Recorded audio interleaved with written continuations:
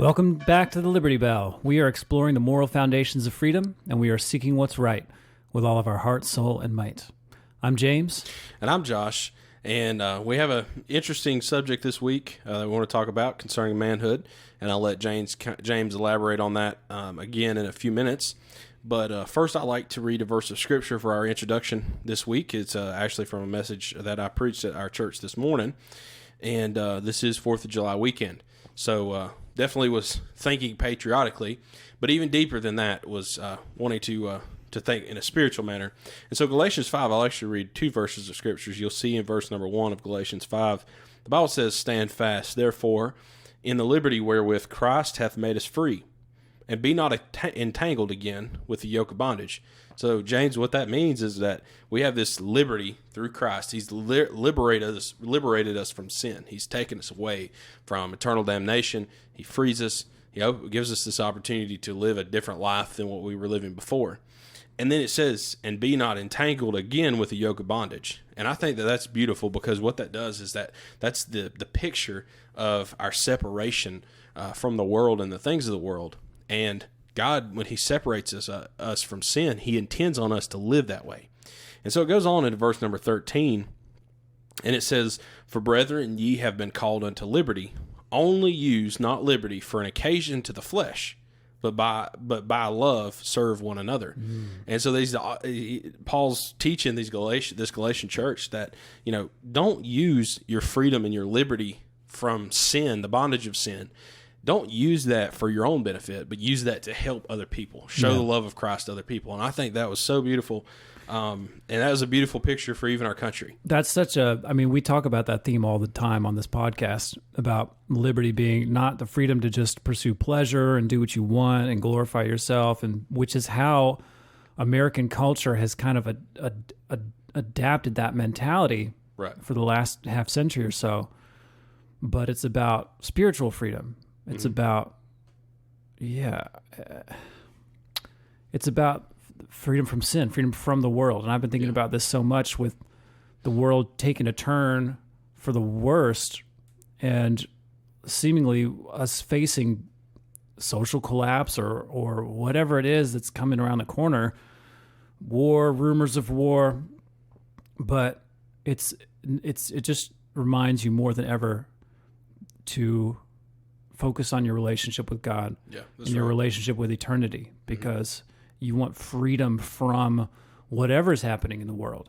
The world could be in the midst of chaos and war, or the world could be in the midst of richness and prosperity and all the sin that accompanies it. But one way or another, it doesn't really matter. That's right. It doesn't, at the end of the day, it doesn't matter. However the world is, it has snares for you, and whatever's going on with the world, you have the ability to overcome it and achieve freedom. Exactly. And so what we see right now is Satan's devices and darts that he's throwing at people, and what he's convincing people is this oppression mindset, making people trying to get people mad about a 150-year-old institution that hasn't taken place in that long.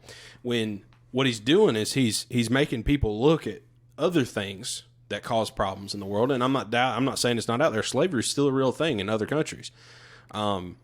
Oppression is a real thing in certain places. But true slavery is we're all enslaved to sin until we're liberated from that through Christ.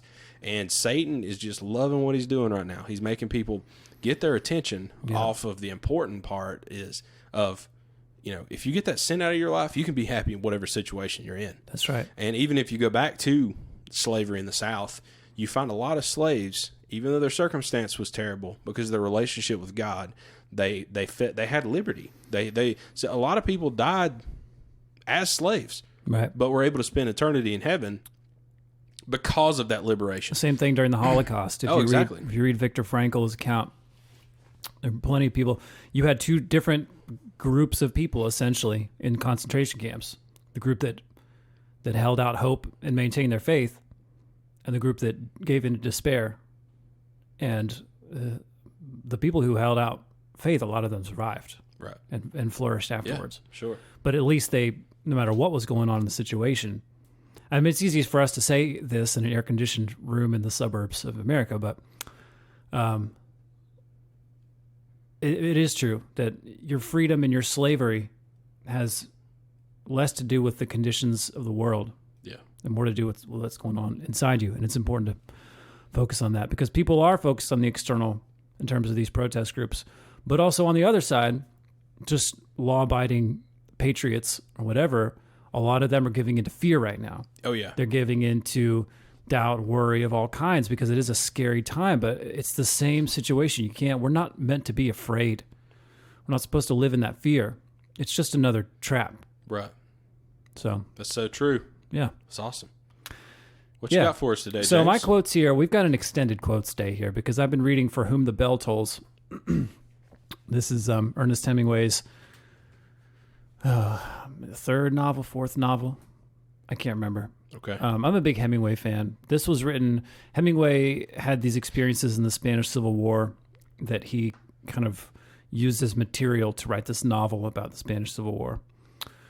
And it was published in probably early 40s, 42, 43, something like that. And the Spanish Civil War happened in the 30s. And essentially you had a bunch of... it was very Star Wars. It was very much like Rebel Alliance versus Empire kind of situation. Cool. Because you had this very well-equipped fascist government force, and then you had the people basically rising up against it and fighting in these small guerrilla bands in these kind of undisciplined, ways against this giant machine. The fascist one, of course. Spoiler alert. But anyways, I think there's a group that's opposed to that now. That's true. They are anti-fascist. We'll see where that goes. They're the most like fascist, anti-fascist I've ever seen in my life. Continue. Sorry. That's true. They wear black and they carry around clubs and sticks and they threaten people with violence because they're fighting fascism. Look up the definition of fascism. I don't think they read the history. Probably not. That's the biggest issue with a lot of people. Right, that's true. Okay, so I started reading For Whom the Bell Tolls. Again, I've read it several times. But just in the first 15 pages, there are so many manhood issues that crop up in the dialogue between these characters. And I just thought we could make multiple manhood episodes about this. Yes. Just one chapter. Which is one of the biggest reasons we even started this podcast. Right. We want to keep the focus on there because whatever happens in the world, even if the world continues in peace and prosperity, men have to regain their character and their spiritual strength. Right. And this may seem odd coming from an analysis of Hemingway. I mean, Hemingway was not exactly like a morally upstanding person. This is someone with multiple marriages, struggle with alcoholism, depression, eventually suicide. But in his writing, there is a very clear sense of a lot of moral issues about manhood that he lays out. So I'm gonna read some of these quotes and we can talk about them. So the story here is it's the Spanish Civil War, and there's an American, Robert Jordan, who has come over to fight on the side of the peasantry, the Republicans. And so he's basically got his orders from a general, and he's gone down to take a look at this bridge that he's been assigned to blow as part of an offensive that's coming up in a few days. Right. So he's gone down to this bridge with a local guide, Anselmo. And Anselmo is kind of an old school Spanish peasant.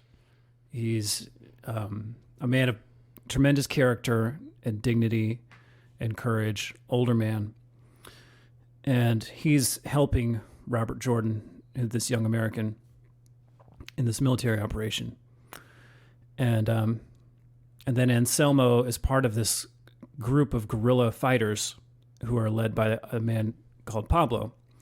And Pablo is someone who has sort of been a hero and was a man of tremendous courage, but who has been kind of demoralized and disintegrated by the war. And now he's become, he's kind of lost his character and become kind of a danger to the group. So between these two characters, Robert Jordan, Anselmo, and Pablo, we have these different portraits of masculine traits, and in their conversations in this first chapter, it brings out a lot of these issues. So I'm just going to read a couple quotes here. The young man, whose name was Robert Jordan, was extremely hungry, and he was worried. He was often hungry, but he was not usually worried because he did not give any importance to what happened to himself. And right there, I'm like, that is such a great right. aspect of masculinity. And we talked about this the other day. It's really hard to put into words, this idea of like living for the bigger picture. Right. Right. And not being wrapped up in your own little ego, in your own little world. And that's the only way you can really live honorably and actually achieve something through sacrifice. So I just thought that was a great line. And there's another one a little later on, because Robert Jordan, he's remembering the night before of watching all these tanks being loaded onto trucks and stuff, and watching the division get ready to pull out for this attack. And he would not think about that. That was not his business. That was Goltz's business. He had only one thing to do, and that was what he should think about. And he must think it out clearly and take everything as it came along and not worry. To worry was as bad as to be afraid. It simply made things more difficult. That's good. Right? So that's another thing of like, you've got to know what is your business and what's not your business. Yeah. What's someone else's business, what's God's business, and you got to just focus on what's in front of you. Yeah. That's awesome. We need to stop there for just a second. Go for it. Because, well, first off, go back to the last thought. You said there was another one like the last thought later on. Okay, so I'll hold off what I had for that. But that made me think about growing up and working around the farm and how it was so, to me it was, everything was presented by my dad, especially, of he would give you something to do, and that's what you were supposed to do. Right. Like if you saw something else that needed to be done, it can wait. You do what he had initially asked you to do. Right. And I'm afraid that that happens a lot with people, and I've learned that since I've moved into a management position of, you ask people to do something, and they get off on this kind of path around what you've asked them to do.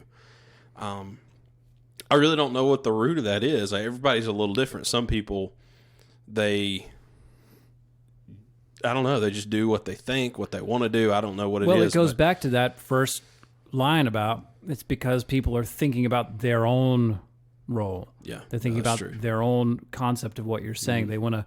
They want to either get something for themselves. They want to get approval for something, or they want to do things their way, or they want to, or whatever it is. They've not let go of themselves to the point where they can just follow orders. Well, so then it goes back to like what I was referring to as far as growing up on the farm, working around the farm. It's like Dad would ask us to do something or tell me to do something, and then I would go kind of looking for something that was a little easier to do. At least it looked like I was working, but it looked like I was working. It looked like I was doing something productive, but I wasn't accomplishing what he had asked me to do. Right. And that's counterproductive. That doesn't benefit you in this walk of life when you're asked to do something. And that's why I think what you see a lot, especially because this is from a military standpoint, when you see any kind of organized group, military, police, whatever it may be, you know that your mind is, or these folks that are serving in those capacities, their minds are trained to follow whatever that procedure is, and go after whatever goal has been put in front of them. It's like if they know their boundaries. If they do a good job, they know their boundaries. They know how far to go. They know how much to push. They know, exactly what to be doing. And when people are watching and when people are not watching, they know what they should be doing. And that is a huge disconnect in our culture for men, especially young men, of, all right, here's this task in front of you. You've got to complete. You've got this, you got to go to college. All right, go to college and you focus on your school. You focused on reading, studying, taking your classes, taking tests. And then you have to stay focused on that. Like if it means not hanging out with your friends, time management's important. If it means, maybe cutting in a little early, getting in, getting to bed a little bit early, do that. And that's lacking in our society of people getting distracted at tasks that they have no business being in, and that's what slows people down. Right. Before you know it, you're distracted by women or work or whatever it may be. Focus on what the goal in front of you is. Yep. Accomplish that, and I promise you, everything else around it will be fine. Right. That's what so many people miss, is that you've got this goal in front of you. You can't. You're not a mule. You can't add as much weight to you on this travel, because some people will do that. Some people, I'm going to college, but I'm going to graduate college and have a job and get a girlfriend that I'm going to marry and get this and do that and I'm guilty of doing that. I've done that in my life. I mean, I've had so much thrust on me in my early 20s that I feel like that mule sometimes. Yeah. But I need to focus on what the main goal is, whatever that is. Well, life will pile things on you, whether you take things on or not. I mean, that's one thing to keep in mind about it is it is important as a man to do just what is right in front of you to do, just to focus and take that next step, because you do not have to you don't have to work very hard to get responsibilities piled on top of you. Oh no. They're going to come. Yeah. You don't need to be exacerbating it by making lots of plans, getting lots of irons in the fire. I mean, there is a time to know when to do what and when to take on more risk and when to take on more work. But essentially, all of that comes by just focusing on the next thing in front of you. One thing at a time, one foot in front of the other, with faith, just walking that straight line.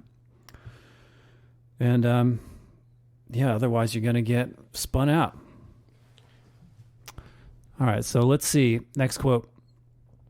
Okay, so now we meet the character of Pablo, who's a very interesting character because he has a lot of successful military operations under his belt. He's kind of a hero of this guerrilla unit, but he's become kind of a coward. He's just worn down by the war. And this is the first time Robert Jordan is meeting this guy. So Anselmo introduces him basically, and Anselmo says, Pablo, he is the boss here, a very strong man. I can see it, Robert Jordan said and smiled again. He did not like the look of this man, and inside himself he was not smiling at all. In his, meaning Pablo's, in his sullenness there was a sadness that was disturbing to Robert Jordan. He knew that sadness, and to see it here worried him. And this was something that reminded me of what we were talking about the other day, about you can tell people with real courage because they're not miserable. Right. And men especially, you can see, people who have real strength of character, there's a joy about them that's not because people can, this comes back to a Christian thing of, when people can really set their sights on God and really maintain that perspective, they don't get bogged down in all the gunk in the world and in their lives. They're able to rise above it and maintain clarity and maintain joy and peace in the midst of all the mess. Right. And so in here, you're going to see it in a war situation. If people can maintain that kind of joy, even though they're fighting these battles, then you're seeing a man of real character. And that's what we see in Anselmo. And that's what we see in some of the other characters. But when he meets this Pablo guy, he sees a sadness in him, and immediately he's like, this man is dangerous to what we're doing. Yeah. Well, and that's, I think that's a hard thing to approach. If, you take this circumstance, you take a war circumstance. I mean, I've never been put in that situation. So it's hard to know how I would react. I mean, because mentally, everybody reacts differently. Each situation's differently. You've got situations where you're thrust into it and you've not necessarily volunteered to be in that situation. And what I think there is a lot of situations that do bring sadness, but those situations, when you're in the situation, knowing that you can rely on someone, that's what's important. Yeah. It kind of goes to kind of this kind of thinking of knowing when the right time to be strong is. Because there's a time where we all break. There's a time where we all we're at our limit, mentally, physically, spiritually. We just have to just relinquish it all back to God, and we're just weak and we just let go.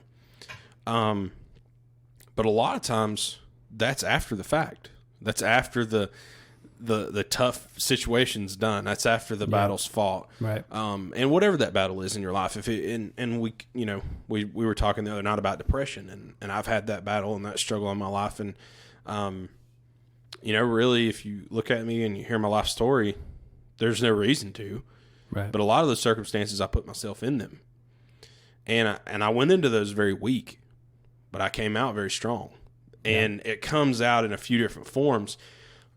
And I've learned since moving into a leadership role, into a management position in my career, that my employees, when they look at me and they watch how I'm going through a circumstance or a situation, the way I react to someone, the way that I handle something, the way that, what types of remarks I make. I mean, that's one thing I try to do. I mean, James and I work together.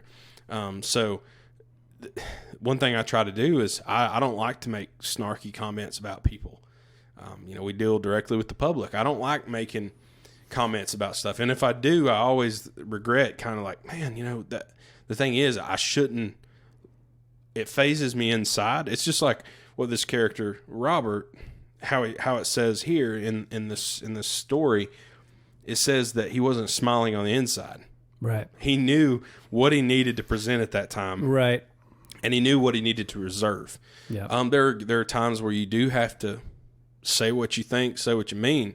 Sometimes you have to hold them inside because you need to see a situation play out. Yep. And I'm learning as a man in my life and as a leader, it's important to know when that time is. Yep. When do I speak up and say something? When do I reserve my thought inside and think on it? Yep. Not that you cower from it, but you reserve it inside and you think about it before you respond. A lot of that, to me, it comes down to that learning how to live one step at a time, doing what's in front of you, one foot in front of the other, instead of living in this vast thing in your mind about all your plans and all, trying to figure everything out in your head. Yeah. When you can stay focused on what's in front of you, it's a lot easier to know what the right way to react is, because it's like at hand. Yeah.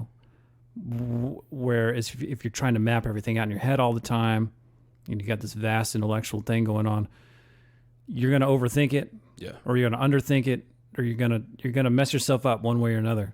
I've learned most circumstances are best if I just pray and just say, Lord, take it, just handle it. Yep. I had a specific situation in my life where someone I knew was making it very difficult for me to do anything.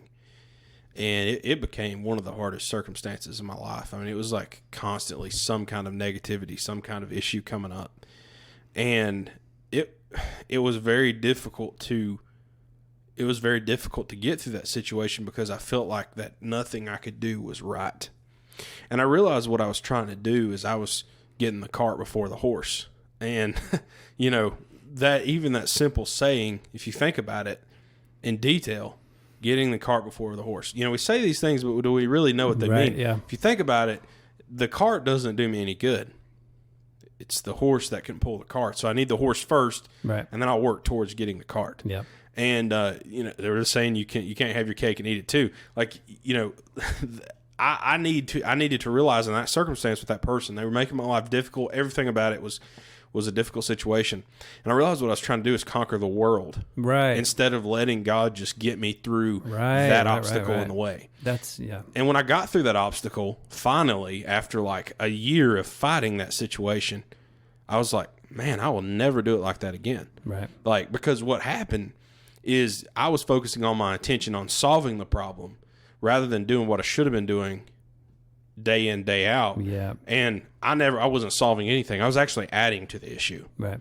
And so that's an important thing to remember is that, taking it day by day, taking it situation by situation, And don't try to climb Mount Everest in every circumstance as a man. I mean, we got to relate this to what's going on right now, because I've had to learn this about politics and culture, because I spent a lot of time, even though I didn't really consciously realize it or would have said it this way, but I was trying to fix the world. Right. You know, it's easy to get into a mentality where like, oh, we got to figure out what's wrong with the world and go fix it.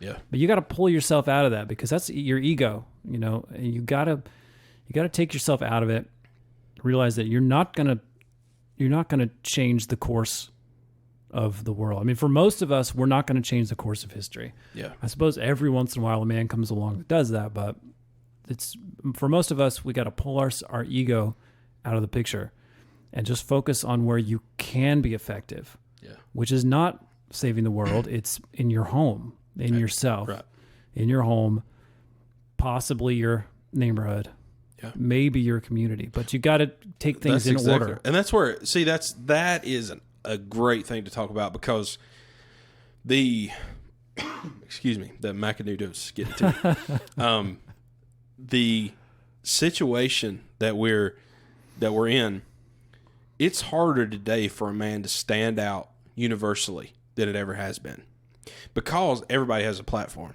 Yeah. I mean, James, it cost, you think about the equipment we've got. You had it, we've got our computers. I mean, I had my computer to record this podcast. Right. I pay like $20 a month for the program that I put it, able to post the podcast with. Everybody has a platform. Yeah. Years ago, it wasn't that way. Like we wouldn't have been heard unless we really were somebody years ago.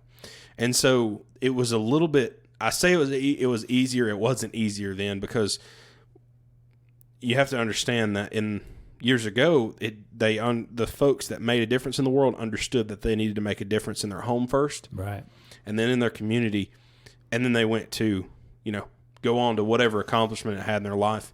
Right. And I look to military heroes for a lot of my encouragement, especially American military heroes, just because sacrifice and, blood and guts, man, that's the American way. And I have two grandfathers that are military heroes, and I look to them, and I want to be just like them. I want to be, I think that they're people in my life that I look to, and I want to be the type of men that they are. But, there are circumstances and life situations, they didn't ask for all of them. But they, from the home up, my dad's dad, he grew up in a rough home, abusive home.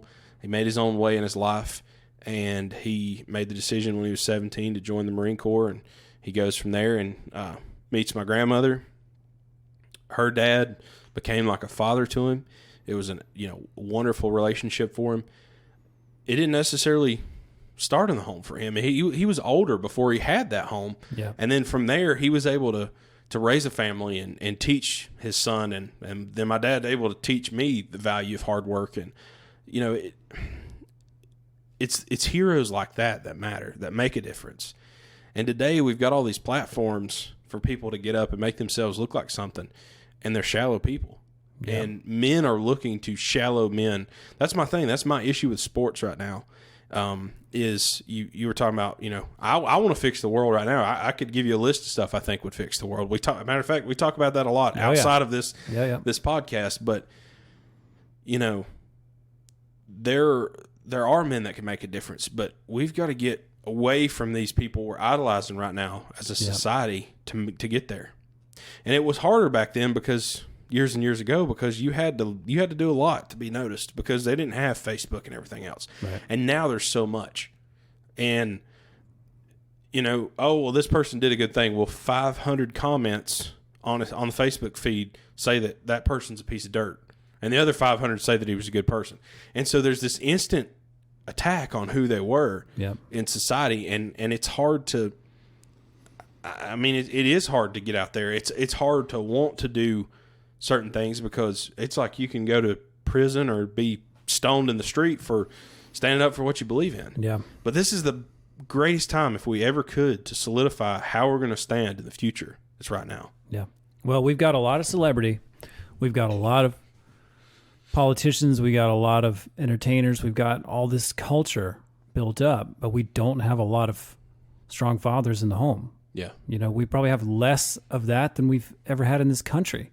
And we've probably got more celebrities than we've ever had in the country. So little boys grow up seeing celebrities, seeing movie stars, seeing characters, seeing all these things. And that's what they're drawn toward. That's what they're encouraged to idolize. Yeah. And that's what they want to emulate. But, you know, there used to be a time where naturally a little boy would emulate their father. Like their father would be the hero. You know, the father in the home is like the primordial hero. Yeah. That all the other heroes are kind of like a shadow of or a copy of.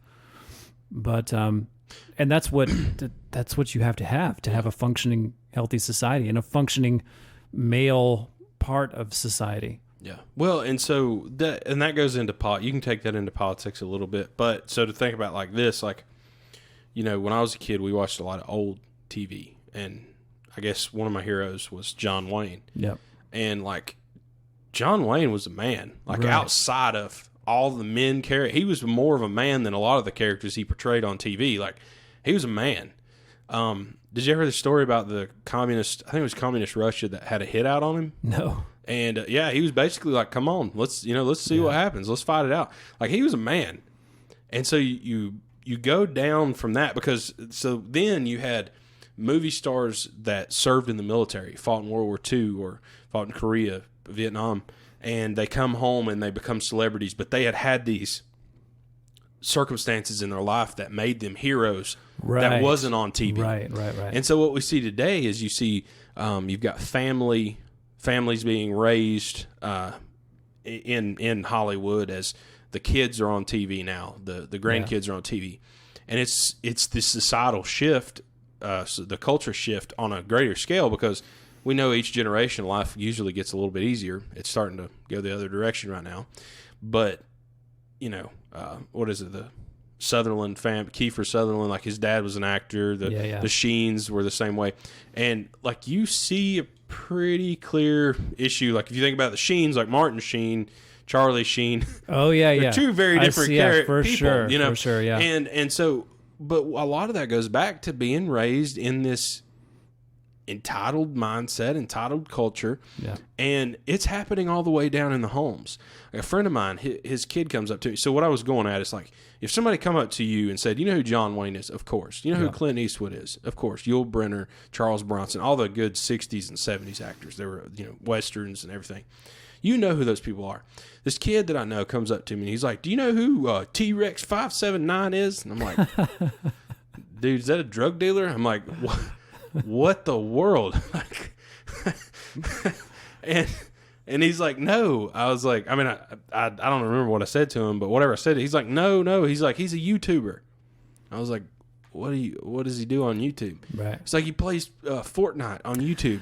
Right. And so literally that's what this kid's not even idolizing people on TV. Right. But he's idolizing people that get paid to play video games. Yeah. And so like that's this shift for men in culture is like we've got kids growing up thinking it's okay to make a living playing video games. Right.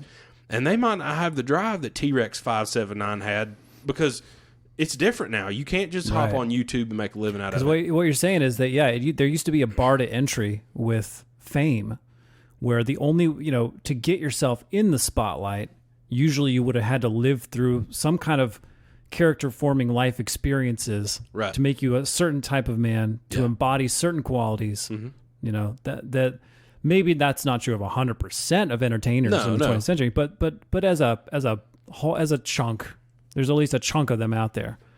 But now, you have just these like overgrown boys in mama's basement playing Fortnite, and now they're being idolized by kids. Yeah.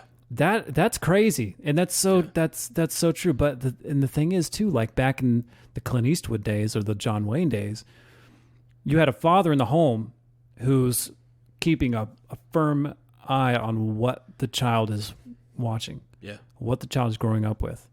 No, you're not going to watch that movie. Oh, you should watch this movie. I'm going to take you to see the John Wayne movie. No, you're not going to spend your time on that. Yeah. But clearly now, there's no paternal voice in the home being like, no, you're not going to waste your time watching T-Rex. Yeah. I'm going to take you out and we're going to do this. That's the problem too. You can only blame the culture so much because the culture is always going to be wicked. Oh, this yeah. is my Always has like been. the world is always going to be just dark and wicked. You know, you got to have that father in the home protecting the children and leading them and directing them in the right way. Yeah. So, yeah, that's what I want to encourage. It comes back to a man as a father taking the ownership and saying, yeah, you know, like Joshua did in the Bible, as for me and my house, we will serve the Lord, and saying, I'm going to take the reins. I'm going to take the responsibility. Because the thing is, regardless of whether or not a dad or a husband owns up to the responsibility on this earth, at the end of our lives, when we stand before God, we will, if you have children, if you're married, yeah, even for your own self, you're responsible for that. You'll answer for those things.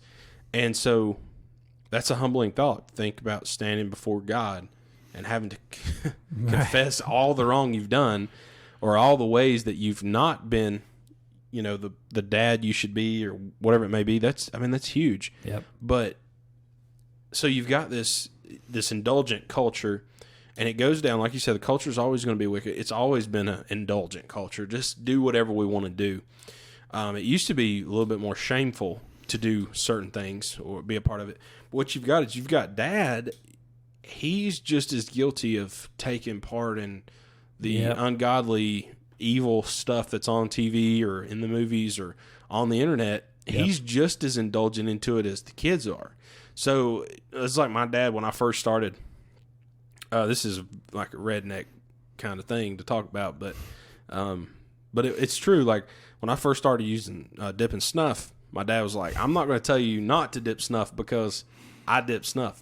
Yeah, and that's redneck, and I get it. But here's the thing: my dad couldn't tell me not to do something because he partook in it as well. Right. He didn't have the authority, and so he's like, "I can't tell you not to. I do the same thing. It's not good for you, but I'm not going to tell you not to."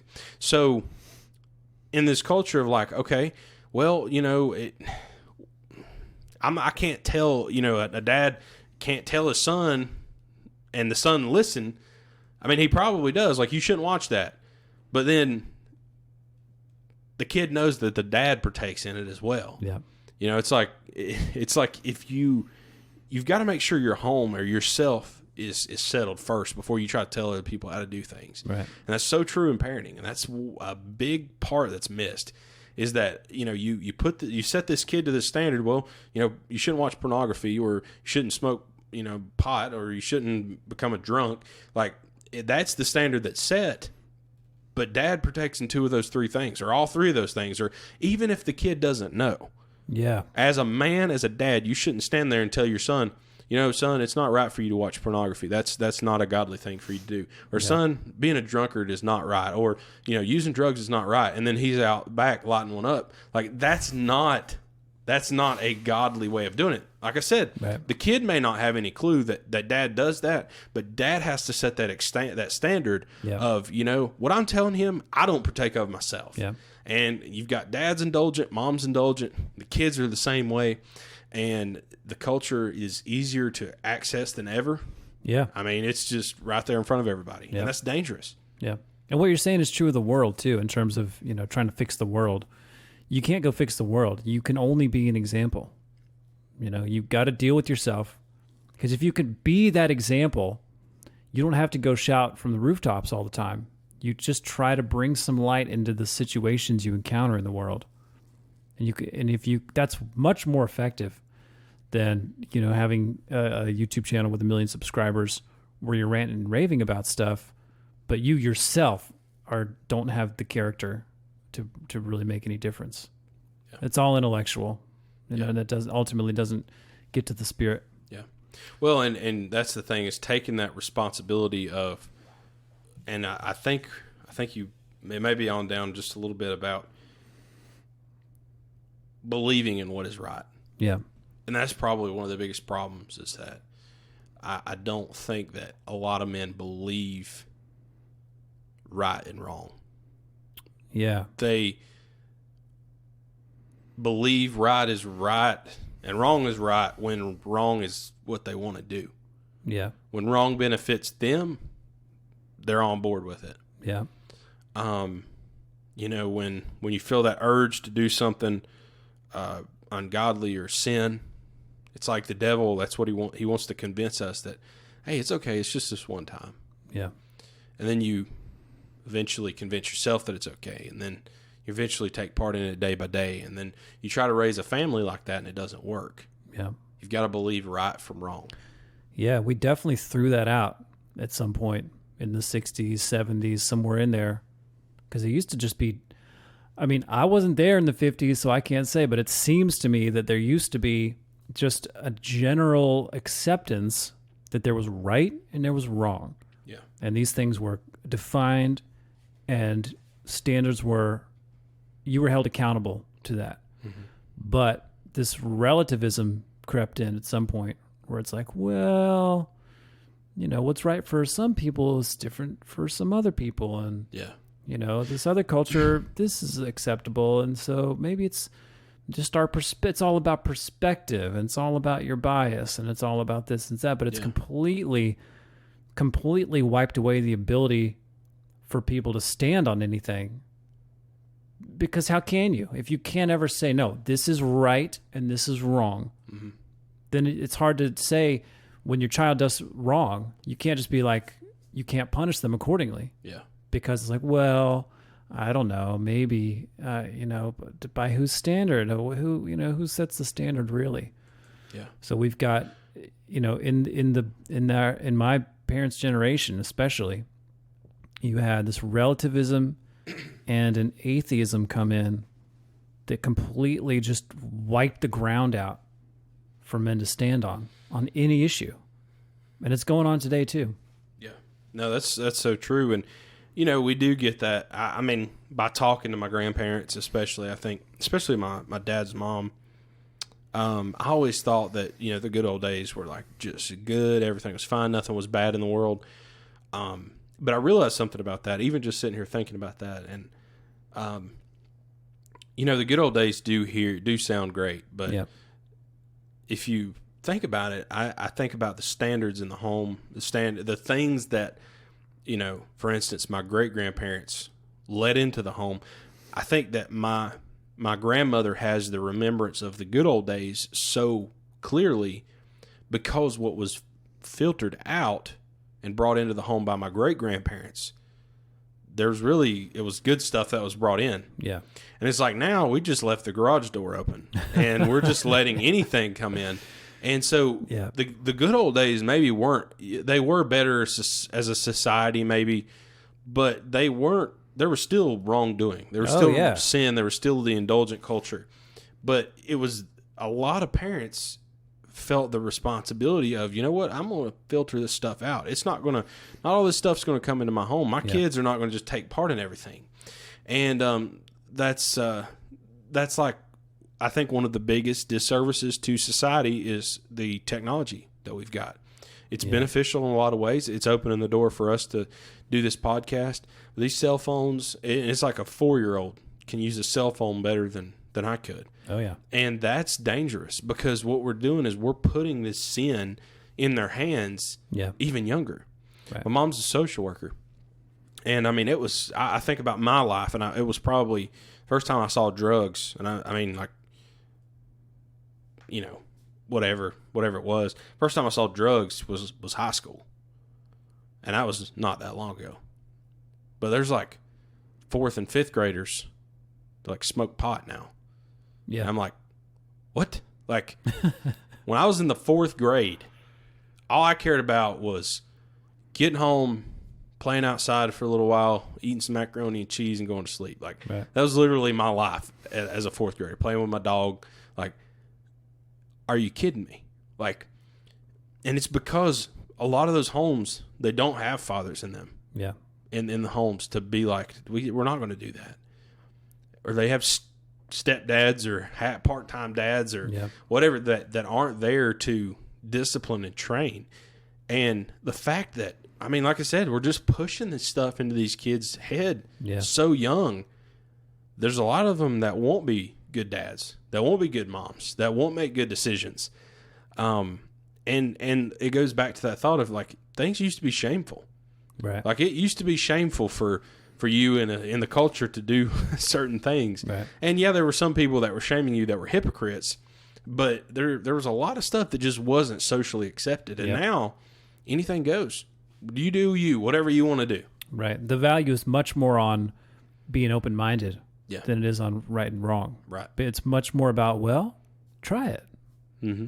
Try it out. It's like the devil's biggest trick. It's like, well, just try it once. Yeah. You know? Yeah. That's what parents, they teach their kids those same values. It's like, well, you've got to find out what works for you. Yeah. You try it, but children don't have the ability to navigate that. Yeah. And most people don't have the discernment to be able to try something once and then say no to it, unless it kills you. You know, I mean, that's one of the biggest tricks of sin is like so many things. If you try it, if it doesn't kill you, it's real easy for you to go be like, well, that wasn't so bad. Yeah. I could do that again.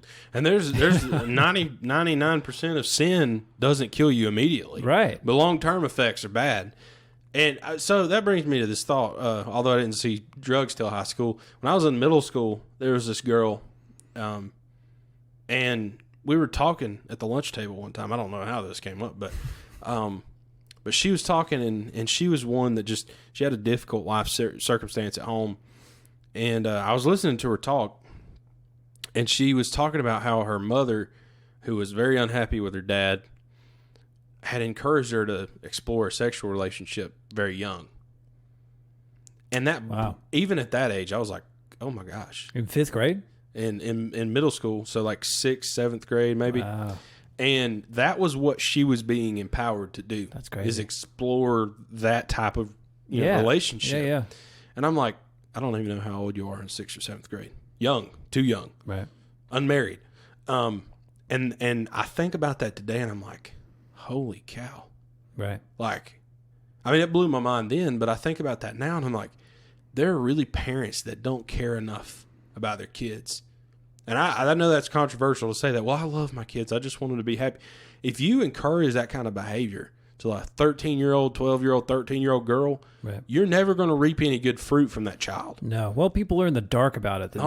People just don't. It's that thing about communicating, teaching your kids exploration and open-mindedness as like the 2 cardinal virtues. Mm-hmm. And when you're just opening the door to destruction completely. No, that's it. Because children do not have the ability to discern in those things. No, children need guidance. You're not supposed to tell them, oh, just go and explore and be open-minded. You've got to say, like, you've got to show them this is wrong. Yeah. This is right. That's right. See that kid, see what he's doing. Watch what happens. Watch the consequence, and then the consequence comes. See what I told you about Johnny? Yeah. See? Don't do that. Stay away from that kid. Right. You know? And that situation right there is the exact example. There's a fatherless home. Yeah. There is a fatherless home. Right. And that stinks, because to think that a parent could have opened that door for that to be the case. You know, I mean, I'm not condemning that girl for going to high school and getting pregnant, but what ended up happening is that relationship with her and her mother, she didn't want that answer from her mother, I don't believe, because she became very rebellious with everything. It's like, it's like the mom was doing it was like a bargaining chip. Yeah. Like, as long as you don't do drugs, you just do whatever with your body as much as you want, and just don't do drugs, or don't drink while you're in school, till you're old enough. Just do whatever, I'm going to give you this one thing you can do, but take everything else away. Yeah. And as men, we've got to stand. I'm an ultimatum kind of person. Once I've decided right is right and wrong is wrong, that's it. The Bible says it, it's settled. Like, there ain't nothing I can say or do that can change that. And so if I know something's right, it always needs to be right. And if it's wrong, it needs to stay wrong in my mind. If I'm wishy-washy back and forth, and I try to bargain with myself of, well, you can do this, but you're not going to be able to do that, I'm going to end up in a mess. And as men, we've got to decide right from wrong, clear lines, separate those things, and stand on truth. Because, I mean, I would be, to think about somebody encouraging that kind of activity, that kind of mindset for a young girl. I've got a boy on the way, and I'm so thankful. No offense to girls. I'm just like, I know how little boys think. Yeah.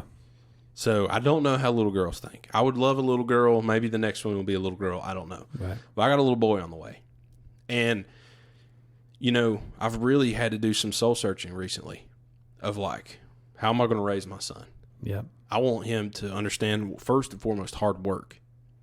And I think this is something we really wanted to talk about. And we may talk about it a little bit, we may not, but I want him to be a defender for truth. I want him to be a protector for the weak. I want him to be, you know, courageous in what he does.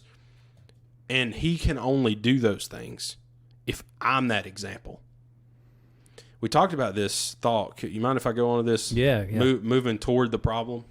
Yes. Let's talk about that. This is one of my favorite manhood themes. Men move toward the problem.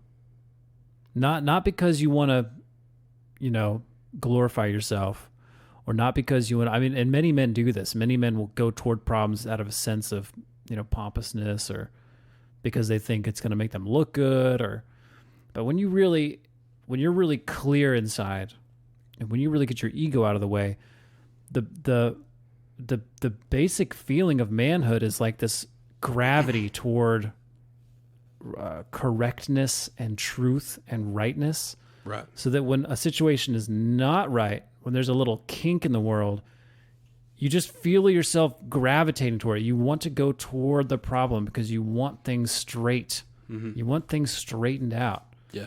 And I, you know, I was not like that when I was 20, 21 at all. It's been a long road for me to develop that and get my ego out of the way.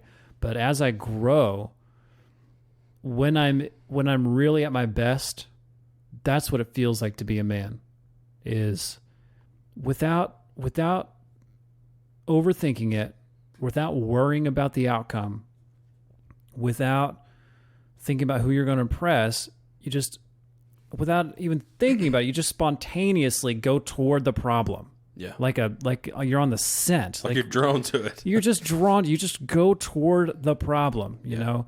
And if there's something going on with you and a friend, you want to get it out in the open. Yeah. Not because you want to be mean, or not because you want to prove something, but just you want things to get straightened out. Or if you see something going sideways out in the world, you feel like you want to go toward it. Yeah. You know? That's right. And instead of running. No, and that's that was always the thing. Like, I mean, we talked about this other night. It even goes back to the probably the greatest examples, you know, the school bully. Yeah. And I was telling you about, I remember a guy that picked on me and kept picking on me and kept picking on me. And I didn't go to try to fix that problem. I mean, I was always like, tried to avoid that situation. Yeah. And I let things build up to the point where I overreacted. Yeah. Like, to the point where I made the situation physical with no reason. So I just let it build up, and the first time they looked at me wrong, I just start wailing on them. And that wasn't the way to fix things. Yeah. But I remember this one bully, it was like nonstop messing with me. And my dad's like, son, like, if you do not handle this, I'll handle it with you. Yeah. And I felt like a dog. I was like, I'm doing wrong for not, like, you know, why am I going to get in trouble for what this guy's doing? And my dad's like, if you don't stand up for yourself, like, you're going to live a miserable life. Right. I mean, this kid was, you know, here I am, middle school kid. He was a high school, big, you know, fancy adult. And I was like, I finally told him, I was like, if you do not stop, I will stop this. You might beat the tar out of me, but I'll fight to that point. And he didn't believe like he thought he believed.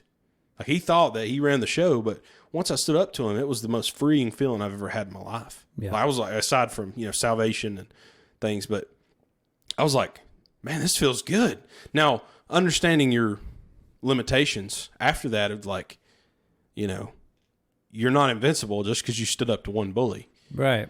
And understand that doesn't apply to the workforce either. Like, you know, if somebody messes with me at work, I can't just punch them in the face. Like, that's not how that works. Understanding restraint, bringing all those things together.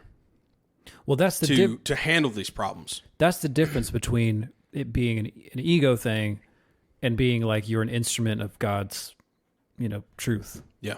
Because it's not, like if you're going based on your ego or based on you think you're going to look good in someone else's eyes or whatever it is, you're liable to overdo it. You're liable to go beyond your capabilities and get yourself in trouble. Yeah. You got to know what the right thing is to do at the right time, but that's part of it. Moving towards the problem means moving towards rightness. Yeah. Like being attracted to that and seeking it, not even intentionally in an ego way, but when you let go of yourself, I think you'll find yourself attracted to that. Yeah.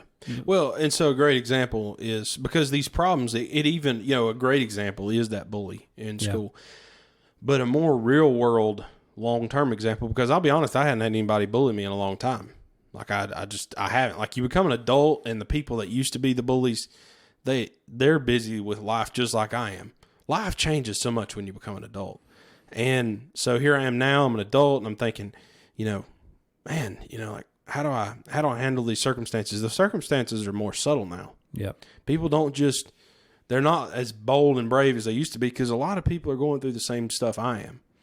But you take a circumstance in your marriage, moving towards the problem, the biggest thing I've learned in my marriage, and I'm coming up on 3 years in a couple months, but even in just a short period of time like that, is that when there's an issue and I know something's wrong, go fix it. That's right. Just go talk about it, get it over with. Yeah. I've never had a problem with that with my friends. I've never had an issue with that if we had a problem, I'd come talk to you about it. And I think you would do the same to me. And that's okay. But in my marriage, I didn't know how to handle that at first, because maybe you're not afraid so much of, you think about what we were talking about, running towards a problem, and you think about who you're going to impress. Yeah. But what a lot of people are groomed to think these days is, who are you going to offend? That's right. And that's one of the biggest things. You hear a lot of people say, well, I don't care what anybody thinks. And that's a lie. Anybody that says that is lying. I care a lot what people think. I'm a pastor. I'm a person my family's lived in this community since 1792. I can't go anywhere else. Like, I've got my roots down. I can't make myself a bad person in this community. Now, in my ministry, I have made decisions and choices that rightfully so people have disagreed with and not liked. Yeah. And the best thing I've done is just went to those people, apologize, ask for their forgiveness, and move on. Right. But there have been some situations in my ministry where I've had to stand on truth, and I knew 110% it was Bible truth. And you want to talk about being thrown to the wolves, even people in my community. Yeah. There's a group of people, even in our community, that I feel like I can't get around them because of how they view me or how they look at me. I've tried to make restitution. I've tried to make things right. Some situations I haven't, because there's not anything to apologize for. And I don't say that in an arrogant way, but people are so offended by stuff that when you do stand up and you do stand for truth and you're not doing it for your ego, it rubs a lot of people the wrong way. Yeah. But then, ultimately you're better off. Oh yeah. That's the thing, And Christ talked about that, like if you stand up, you do what's right, and you tell the truth, your own family's going to turn against you. Yeah. People are going to turn against you. Right. But your alternative is to cower. Your alternative is to stick your head in the sand. Right. And we are all kind of taught that in the culture, not having strong fathers in the home. And I mean like collectively now, talking about our whole culture. We've had generations where you're kind of taught by the culture to cower down, stick your head in the sand, wait out the storm, and to not stand up. And we see the culture wars that's been going on. I wouldn't even say conservative, but just people have caved to the culture for so many years now. Right. And not stood up and not just immediately address it. Yeah. Immediately make a stand. Immediately go toward the problem that the degeneration, the decadence, and the wickedness of our culture has just gained and gained and gained and gained and gained. And we've gotten ourselves to this point now where there's no way out of it that's not going to be ugly. Yeah. And it's because that's on us, or it's on the people who are supposed to be on the side of good, who just put it off. Yeah. We're not going to go toward the problem right now. We'll give them another inch. We'll give the world another inch. We'll give the culture another inch, but it's just gone on and on and on, and now it's what we see all around us. Yeah. Well, my dad is a great example of that, moving towards an issue.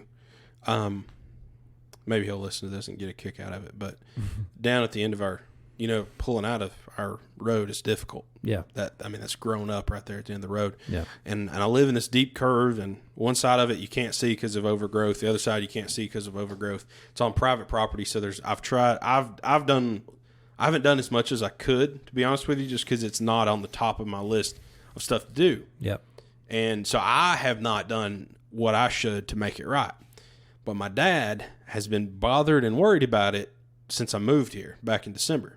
And so he's been calling, and he's been doing this, and he's been doing that. He's been reminding me about it and asking me about it. And I'm like, I'm eventually going to get to it. I'm eventually going to get it fixed. I know that it needs to be fixed. But then I got to thinking about this as we were preparing for this, and as I was looking over our little outline and moving towards the problem. I see that in him, not just in that situation. If there's something that needs to be fixed, he will stay diligent about it. Yeah. And greater than even just the circumstance, I look back in my life growing up watching him as a man, and I'm like, he definitely moves towards the problem. If there's an issue, he tries to get it fixed. Yeah. And he does what he can. And there was somebody that goes back to my, and that's an honorable thing. That's a great thing, regardless of if it gets on your nerves or if it gets old, because the thing is, that's not on the top of my list to do. But if one of us, if you pulled out or your family pulled out or I pulled out or my wife pulled out of here and got hit, it would become the top of my list. Right. And so we've together tried to fix it, and we hadn't got anywhere yet, but we're going to. Right. So that takes me back to that circumstance, church situation. I felt like that there was some very ungodly things going on in a church circumstance and situation. I talked to somebody directly about it. That's what you're supposed to do. Just face to face talk about it. And that didn't sit well. Yep. And it didn't just sit well with that person. It didn't sit well with a huge group of people. And I let myself just get beat up about it, just get hurt about it, because I'm like, oh, here I've done this. I've messed this up and that up and this. And I thought, you know what? If those people really valued me as a brother in Christ, they would care about what I had to say. Yep. They would reevaluate themselves and say, man, am I right in what I'm doing? They would pray about it instead of reacting in this instantly offensive. Yeah. I'm offended. You've hurt me. I'm mad at you. We can't be friends anymore. Right. So I did a lot of soul searching, and I prayed hard about if I was right about what I said and what I stood up for. Yeah. And I realized that time, that one circumstance, I'm not saying every time, but that one circumstance, I was standing on truth. And that's the most empowering thing when you're moving towards a problem, is if you're standing on truth, if you're standing on God's word, if you're standing on God's plan for a man, right? Yeah, regardless of how many, if it hair lips the Pope, as my dad would say, you're all right. Yeah. Well, I mean, that's, I feel like that's like the, that's at the core of this issue about moving toward the problem. That's like the unstated principle. That's right. Like principle 0 is this.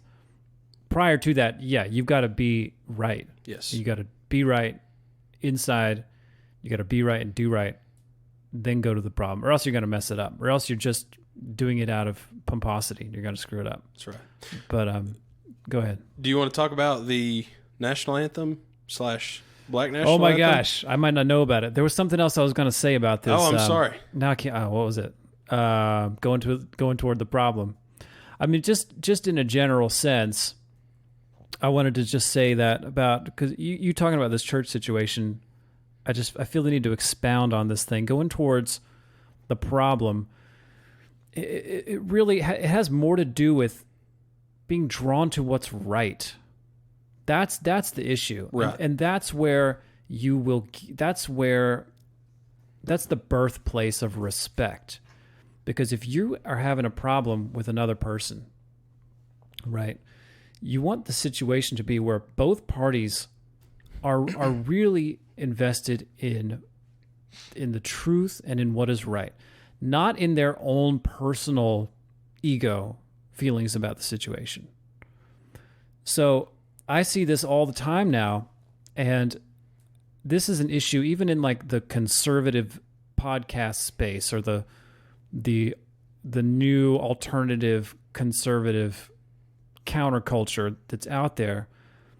I see a lot of squabbling and factions sometimes where I'm like, I can see people disagreeing about issues, but as men, to see men attacking each other personally over things, I'm like, you guys are losing sight of the ground here. Because if we can't, as men, learn how to disagree respectfully and each side really trying to get to the truth, then what are we doing? You know, what are we doing? This happened a lot last year with the so-called Groyper Wars, where you had kind of traditionalist conservatives and, like, I guess libertarian conservatives having these spats at each other. And I'm like, okay, I get it. Like, I get that there's issues here that need to be handled in terms of how people approach political ideologies and how we're going to sort all this out. But you see people with lots of followers who are in the public attacking each other in this way. I'm like, if men can't respectfully disagree in order to get to truth and what's right, what's this movement about? Mm-hmm. What's the point of it? Because it's not really about politics. It's about manhood. Yeah. That's what our culture has to have restored. Right. So I just feel the need to say that to, again, I don't even want to say conservatives, but I see it in the conservative world. Like, we have to learn how to be constructive in our disagreements. Men have to learn to be constructive in their disagreements, because we're supposed to be, our commitment is to truth and what's right, not our individual glorification. Yeah. Well, that's what I was going to say. That's what it comes back to. This whole it goes from the Hollywood people that do it to sports players to normal people. I mean, yeah. you got somebody's grandma calling out somebody on Facebook now. Yeah. And for a lot of these people, the politicians, for all these people, you know, when you get to that level, when you get to politicians, when you get to sports, when you get to whatever it is, with politics, it's this call for, especially if it's same party politics. Yeah. Libertarian, I don't know all the ins and outs of that movement or mindset, but that, I mean, they're especially lately been more identified with conservative Republican, that the conservative side, the Republican Party. Right. What it is, I think, in the political aspect, is there's this need for, we need to know who's going to be on our side when it comes time to vote. Yeah.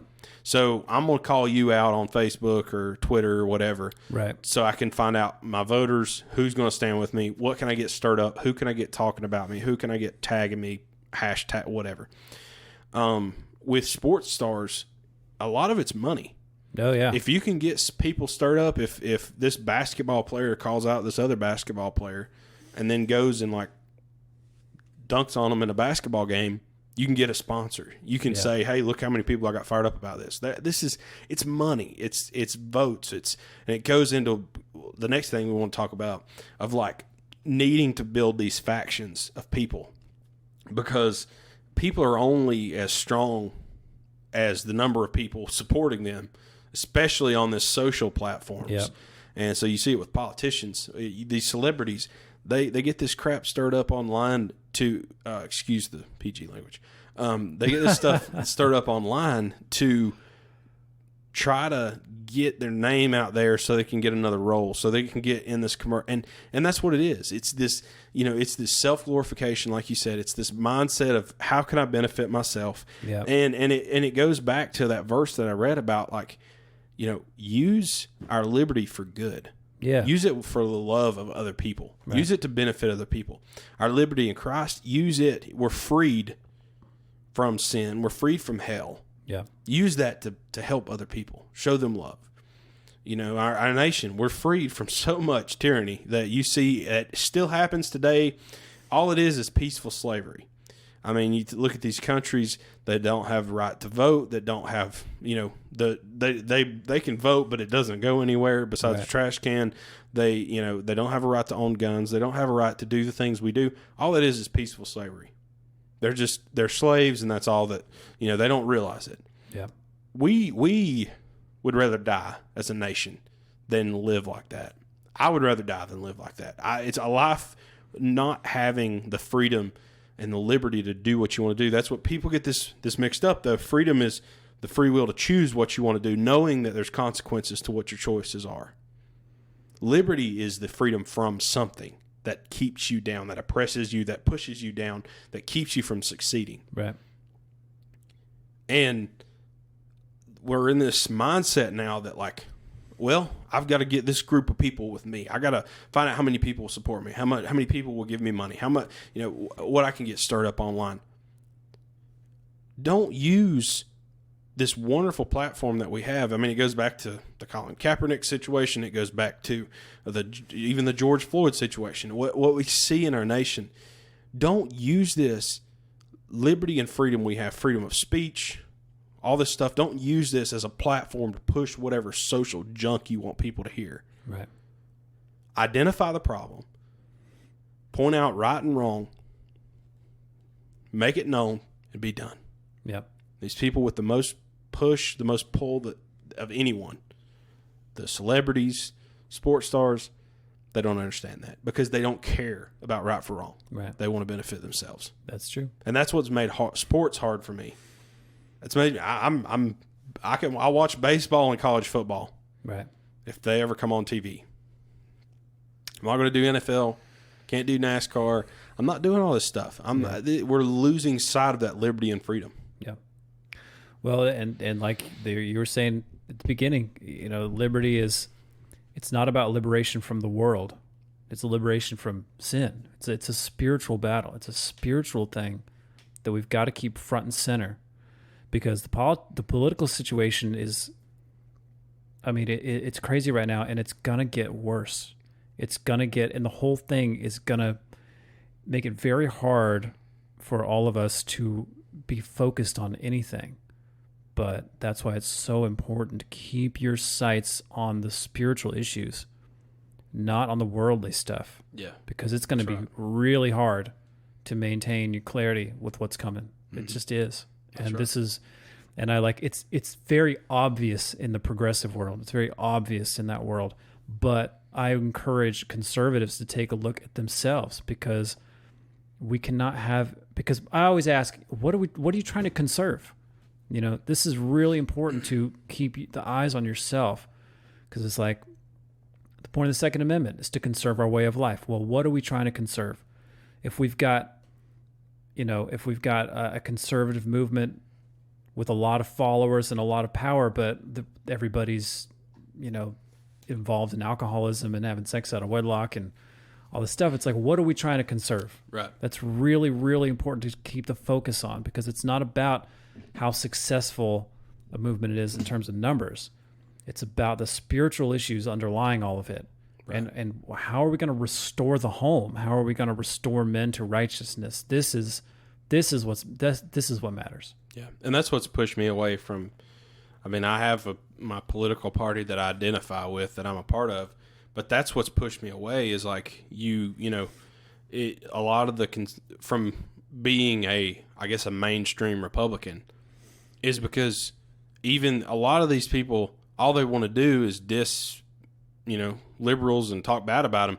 I'm by no means a liberal, but I'll talk to them. Like, yeah. hey, let's talk about it. I'll show you what I believe. Let's get the Bible out and we'll you know, and you won't find a lot that will do that. But and I don't have to even have the conversation to feel affirmed to what I believe. I don't have to prove somebody wrong. Right. But I feel like that's a lot of the issue in the movement that we see is like this hateful attitude towards people that, believe differently. Right.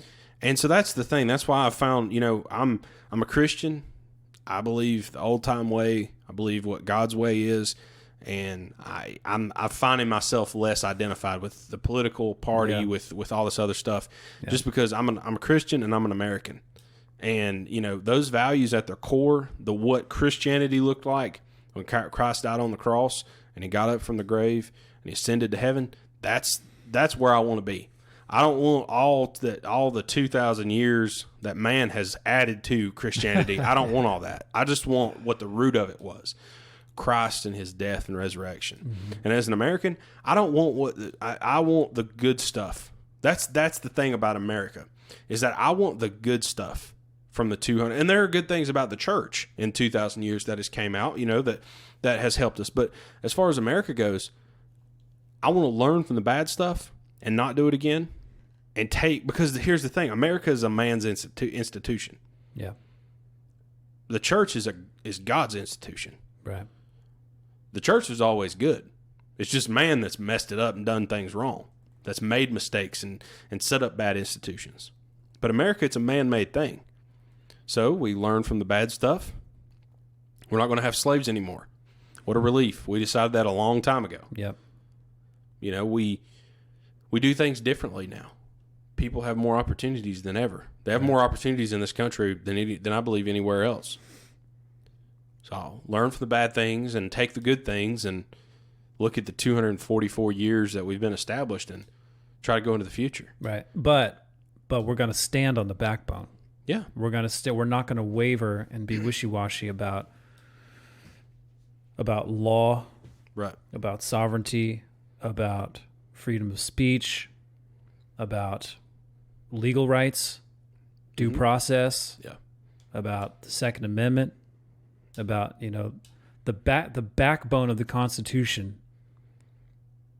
Those of us who want what's right and those of us who consider ourselves patriots, we've got to stand on these things and just say there's not going to be a compromise here. Yeah. There's going to be a line drawn at some point. Yeah.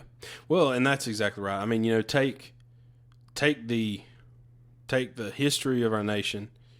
I think we should keep the fire ever burning in our hearts of that colonial period, the revolution. I mean, take that and live by that. Keep that fire burning in our hearts, because a lot of people have lost that. A lot of people don't understand that. Of like, there's a way of living. I mean, you see the socialist. The guy I talked to this week, he said, "I would love for everybody out there." I had to listen to about an hour spill at work about why America should become a socialist nation. Right. And this guy, he had you captive in there. Okay, it's just him and you in an office. Yeah. There's no way to get out of that. No. And so, of course, I can't.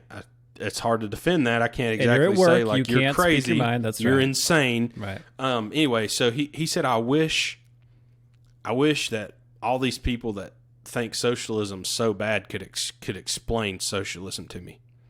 And I was like, I don't have to explain it, buddy. You can go look at it. Go ahead. Look at it in the nation. Look in the history. Look at Nazi Socialist Party. Look at Venezuela. Look at Cuba. Look at all of these countries. Yeah. Vietnam, North Korea, socialism, communism, Russia. Look at all of this stuff. And it is the most anti-God, anti-American. And this is an American citizen sitting across from me telling me this. Right. I'm like, this destroys this mindset of let's just, you just give, and everything's fine. It eventually runs out. Yep. And we lose the identity as a nation. Yep. And maybe we can have an episode where we do explain that. We talk through that, because I will say there's a lot of people that probably don't understand the entirety of what socialism, communism looks like. But I'm like, dude, it's evident. Like it was settled before I was even on this earth that it doesn't work. And No, that's but just Josh, the thing. we're going to do it right this time. We're going to do it. That's what they say We're every going to time. do it right this time. Yeah. Those other people, they did it wrong. We're going to do it right because we're not going to have corrupt people in power. We're going to put people in power, and they're not going to become corrupt. Yeah, yeah, and it's politicians that have been in office Yeah. for 50 years that are leading this movement too. Yeah. So, but that's the thing. We're losing that identity. We have to be careful that we keep that fire, that 1776 fire in our hearts. And there was a lot of sacrifice for this nation before that. I mean, people don't realize if you go understand and read the history, and it took America a while to become what she is today. It took, I mean, you take the Second Amendment. I mean, we had fought the first war and got through. I mean, it's the early 1790s before that was established. I mean, it took us a while to settle who we were going to be. These people, though, they don't realize, these men that are leading their homes, they don't realize that there could be a different way. Yeah. That there could be a different way, that there could be someone, a government person, coming and terrorizing them every day. Yeah. I mean, you look at a lot of the South American countries. I mean, I think when we should have just probably taken most of South America back. I mean, that's probably controversial, but it would have been probably better for them if we'd have just flew our flag over South America, years ago. But I mean, that's what you see there is the people are. I mean, it's true oppression, man. Look at Venezuela. Look at what's happened there. Look at Mexico. I mean, Mexico is literally. If you live in Mexico, I understand why you want to move to the United States. Yeah. Because they live in fear, and we are so blessed in our country, and we need to keep that fire of the church burning, and we need to keep that revolution fire burning. And I will say, we will maintain and reignite that fire in the American way of life. It's all dependent upon the moral strength of men. If we can maintain and restore manhood, that is what it will take. Yeah, that's right. Because that is the only path to freedom. You can only have freedom when men are strong and men have moral character. Otherwise, you will always have some corrupt force come in and take over. Yeah, always. Right. That's what's really going on. And the word, we can throw the word socialist around. That's the form it takes politically, but it's really because the character of men becomes degraded. And so powers that be rise up and just take things over. Right. It requires moral character and backbone in men to maintain the kind of American life we had in the 19th century, in the early 20th century, to maintain the freedom, strengthen the home, strengthen the community, strengthen the city, strengthen the nation. But that's what it's going to take. That's awesome. Yeah. Cool. Let me read this last quote from For Whom the Bell Tolls. So they're walking back to camp now, and Robert Jordan is just thinking about this day that's gone by, and he's remembering talking to the general, getting his orders for the bridge, and he doesn't like this plan. He does not like this bridge that he's got to blow. He knows it looks bad. He knows that people are going to end up dead when this thing goes down. So he's walking and he's thinking in his head. He resented Goltz's orders and the necessity for them. He resented them for what they could do to him and what they could do to this old man. They were bad orders, all right, for those who would have to carry them out. And that is not the way to think, he told himself. And there is not you, and there are no people that things must not happen to. Neither you or this old man is anything. You are instruments to do your duty. And I would just add to that, you are instruments to do God's will. Yeah. Got to get your ego out of the way and stop worrying, stop complaining, stop resenting. You got to pull yourself out of it. And you got to find faith and walk in it. Yeah. No, that's right. Yeah. Well, and realizing that people are always watching, and we are an instrument to be used for the Lord's will, and whatever it is, just find joy in your daily walk, whatever it is you're doing. If it's mopping the floors or cooking food or CEO of a financial institute, whatever it may be, like just find joy in that and realize that 100%. it's important. Doing the dishes, scrubbing your toilet. I'm serious about it. Yeah. Awesome. Yeah.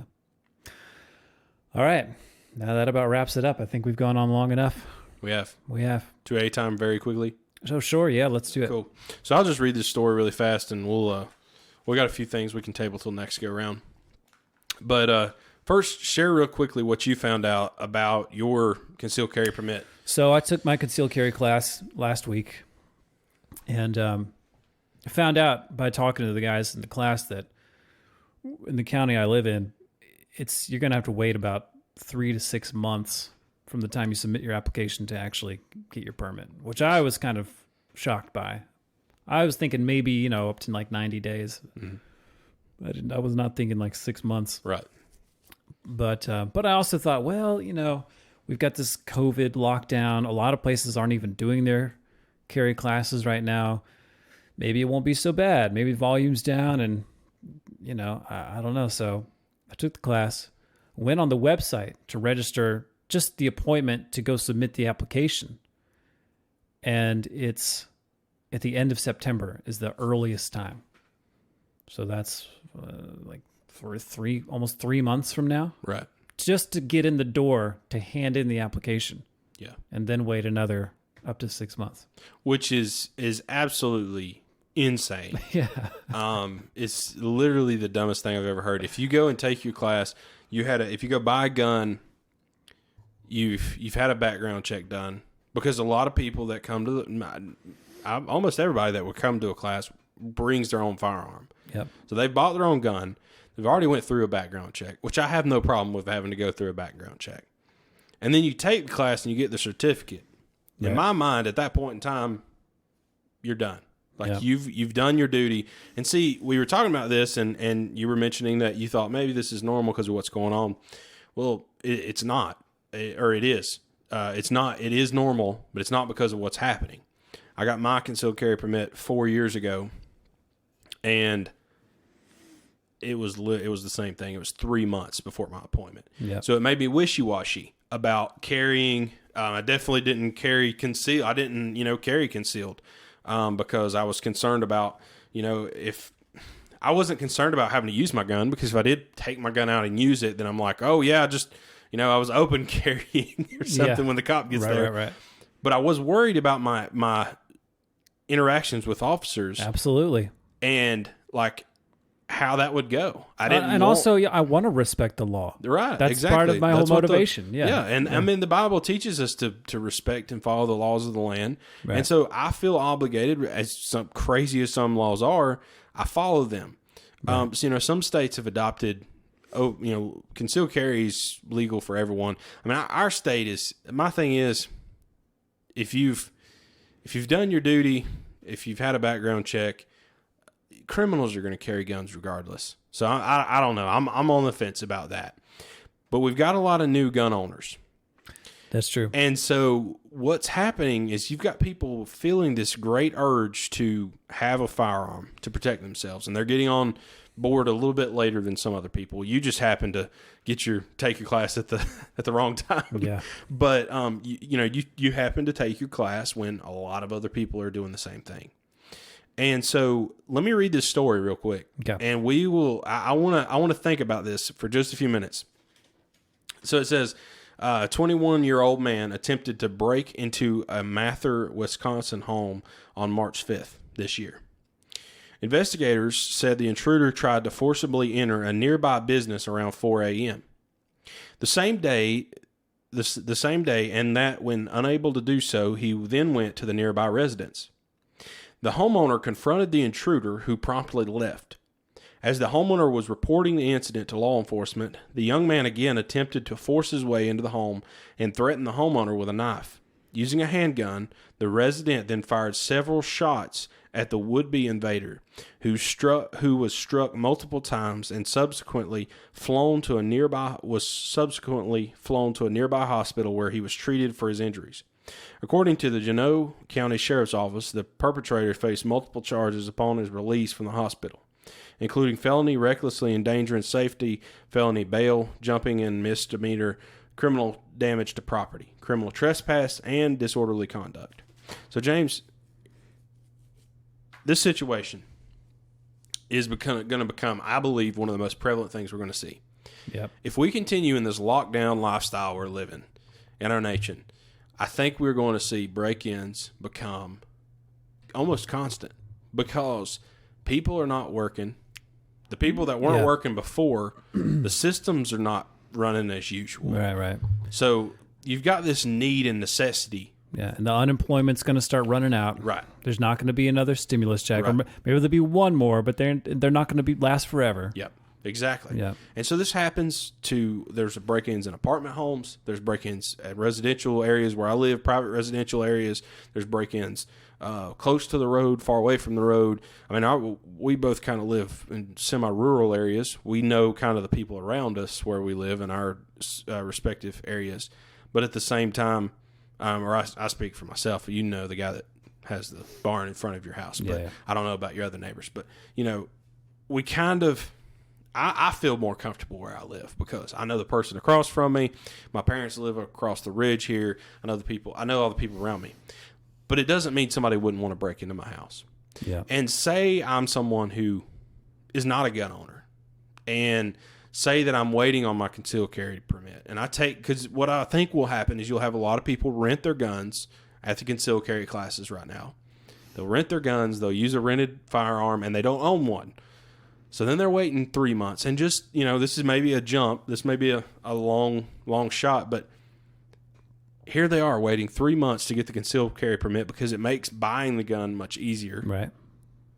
Somebody breaks in their house, like this circumstance right here. This guy goes to break in, and he continues. Yeah.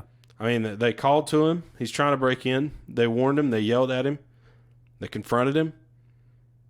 He left, and then he comes back with a knife. Yeah. So, you're 5 foot tall, little young lady, doesn't live with anybody, lives alone. Your concealed carry permit's waiting out there for 3 months. You don't have a gun. What do? You may be a well-built man. Yeah. But somebody's breaking in your house with a knife in the dark, Yeah. 3 o'clock in the morning. What do? You're while they're zipping you up in the body bag, you tell the coroner, I'm waiting on my concealed carry permit. We've got to change this because although I don't like the idea that loads and loads of people are just buying guns now that have never had guns, never had any kind of training, they have every right to do so. Right. Let's not make it hard on everybody and make them wait 3 months to get Right. their concealed carry permit because a lot of people wait on that to go and buy their gun. Yeah. And they can get the training if Yeah. they get the gun. Right. But Yeah. they got to be able to actually get the gun. Yeah. And that's my concern is like this situation could be a lot different if that guy didn't have a firearm. Yeah. I mean, and a lot of people that you talk to that disagree with guns, disagree with the Second Amendment, they think people like you and me are crazy for having concealed carry permits. A lot of those people have never thought about themselves. A lot of these people, you can have a rifle for hunting. A lot of those people have never put themselves in a circumstance where they feel their life threatened by somebody. Yeah. Well, I think that's changing now with all the unrest out there. It is. And it's just the crazy time we live in. I just encourage people to not give in to panic, not give in to despair, not give in to hopelessness. Learn how to protect yourself, Yes. but stay joyful. Find the peace. Don't be angry. And one way or another, we're gonna wait and see what happens. But there's only one way at the end of the day to get through any of this, and it's having peace within. Yeah. That's exactly right. And and that's the thing. I mean, it gets tough for me because I do look at a situation like this and I think, the only thing that fixes that is a gun. But you're exactly right. I mean, having peace and joy in the Lord, whatever comes across in life. I mean, that goes back to even what I shared this morning of, that peace and liberty we have. I mean, it's paid for by Christ. Right. And he knows what's going to take place and what's going to happen. But I do think we have an opportunity to protect and defend ourselves, and we just kind of have to not live in complete fear, Right. but also be prepared. Right. Awesome. Yep. All right. Well, thank you for listening to the Liberty Bell. We believe that only the spiritual strength of men can restore America. We are pro-gun, pro-cop, pro-military, pro-joy, pro-peace, pro-manhood, pro... Ice cream. Ice cream. Pro freedom. Pro, you know what it is. Pro good stuff. Thanks for listening. We'll see you next time.